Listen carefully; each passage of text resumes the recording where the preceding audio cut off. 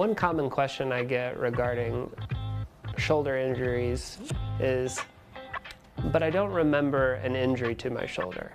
How come there is so much damage, or how come there's a tear?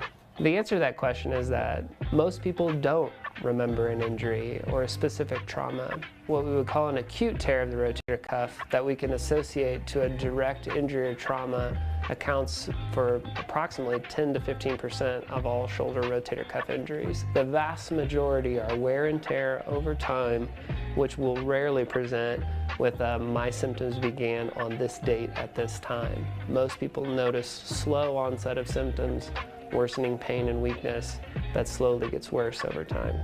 Another question or comment that I hear quite frequently is regarding shoulder replacement surgery.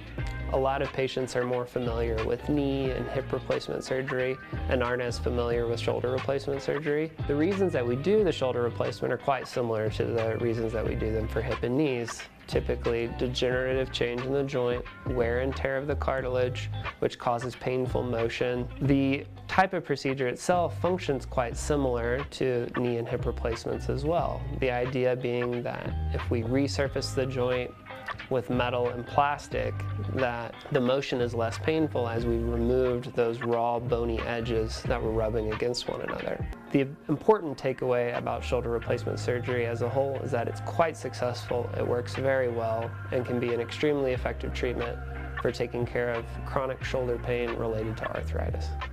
Thanks for tuning into this month's series discussing various shoulder injuries and treatment options.